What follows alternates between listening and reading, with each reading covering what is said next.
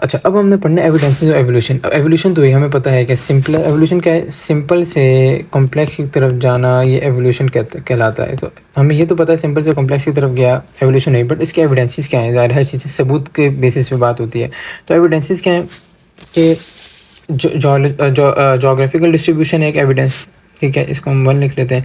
Geographical distribution क्या है, मैं आपको समझाता हूँ कि अगर कोई ऑर्गेनिज़म, ये एरिया ए है, ये एरिया बी है, तो ऑर्गेनिज़म यहाँ रह रहा था, अगर वो ऑर्गेनिज़म यहाँ चले गए तो ऑर्गेनिज़म ने कुछ अपने अंदर चेंजेस कर लिए, समझ लें ऐसे हो गए।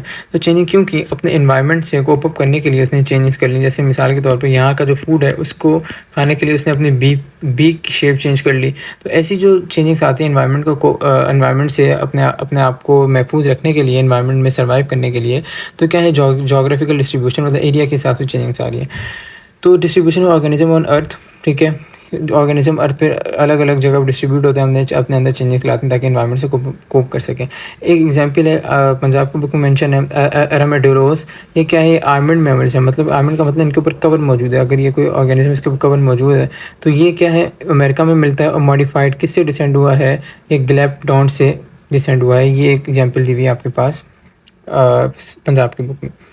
अच्छा, अब दूसरा हमने पढ़ना है फॉसिल रिकॉर्ड। फॉसिल वही है जो अगर कोई ऑर्गेनिज्म मर गया है, उनके बचे हुए मवाद ज़मीन में मौजूद है, उनको हम फॉसिल कहते हैं। ज़ाहिर है उसमें बच्चों को पढ़ेंगे तो हमें पता चलेगा कि यार ये पहले मौजूद थे, अब जो आ रहे हैं वो इससे आगे आ रहे हैं, तो इसको हम नाम दे रहे हैं इसके एक्चुअली फॉसिल का। तो ये रिमेन्स और traces of organism living in the past और evidence of evolution if found in succession. ये चीज़ इंपॉर्टेंट है कि अगर हमें मिला कि ये ऑर्गेनिज्म पहले था, इससे ये आया, इससे ये आया, इससे ये आया, तो हमें मिल जाएगा एवोल्यूशन का कि इससे ऑरिजिनेट हुआ, अब ये वाला ऑर्गेनिज्म मौजूद है।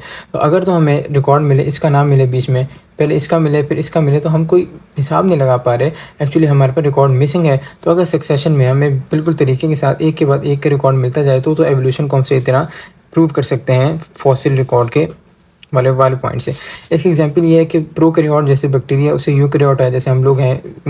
प्रोकैरियोट एक सिंपल सेल होता है जिसका प्रॉपर न्यूक्लियस भी नहीं होता, यूकैरियोट एक प्रॉपर सेल होता है। तो प्रोकैरियोट से यूकैरियोट इवॉल्व हुआ, ऐसे फॉसिल से पता चला। उसके बाद फॉसिल ऑफ वर्टिब्रेट, जैसे फिशेस पहले आए, फिशल से एम्फीबियंस आए, एम्फीबियन से रेप्टाइल्स आए, रेप्टाइल से बर्ड्स फिर देन मैमल्स। तो ये चीज़ें क्या है, ये एक्चुअली एक सीक्वेंस है, तो फॉसिल से पता चला। एक और जो सिंध की बुक में एग्जांपल दी हुई है, आर्कोप्टेरिस एक फॉसिल बर्ड है, ठीक है, ऐसा बर्ड है जो पहले रहा करता था, जिसके पास करेक्टर दोनों के थे, बर्ड्स के थे और रेप्टाइल्स के थे। तो इसके पास बर्ड के करेक्टर कौन से थे? इसके पास बीक थी, ठीक है, और इसके पास टेल थी, ठीक है, इसके बाद विंग्स थे। तो इसके करेक्टर थे बर्ड्स वाले।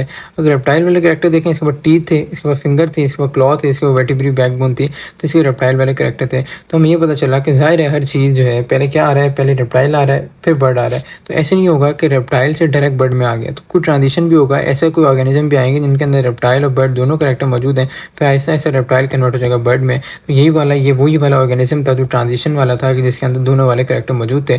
तो ये ऐसे ऐसा ट्रांजिशन होती गई, ऐसा ऑर्गेनिज्म इनके अंदर रेप्टाइल बर्ड दोनों वाले करेक्टर थे, ऐसे ऐसे रेप्टाइल से बर्ड जो है वो क्या हो गए, ओरिजिनेट हो गए, ठीक है। तो ये भी एक एग्जांपल सिंध की बुक में मेंशन है।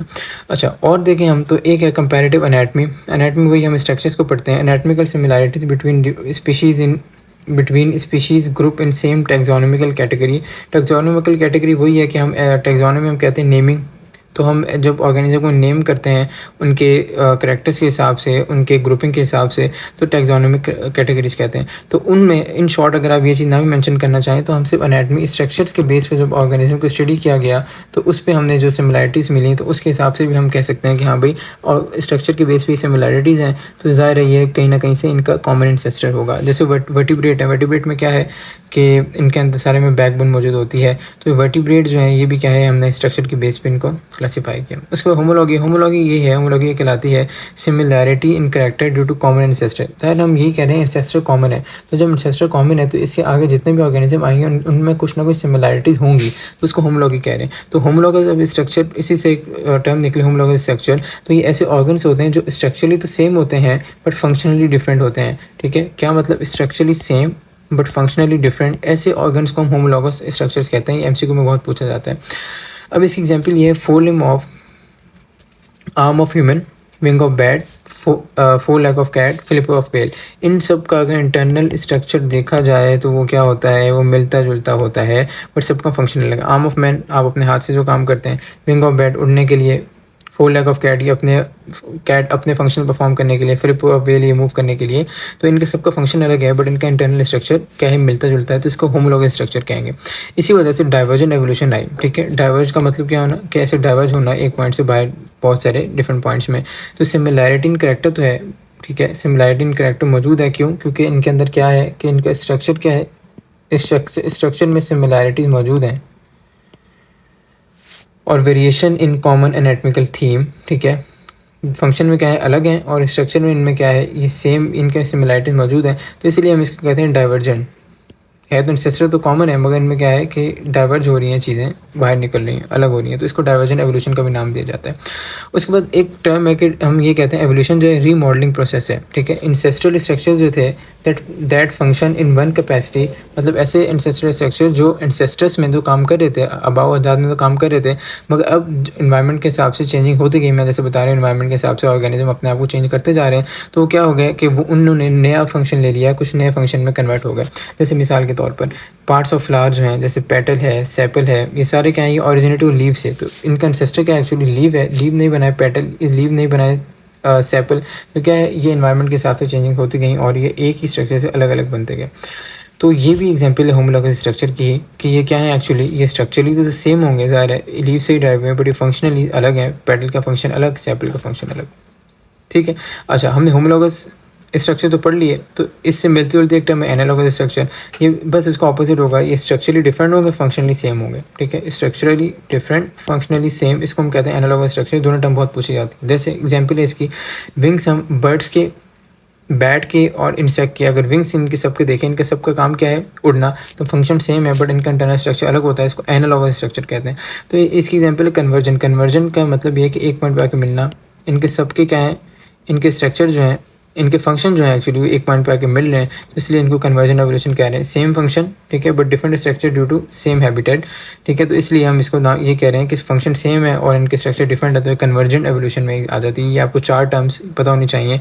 होमोलॉगस स्ट्रक्चर जो है रिलेटेड है डाइवर्जन एवोल्यूशन से, और एनालॉगस स्ट्रक्चर रिलेटेड है कन्वर्जन एवोल्यूशन से।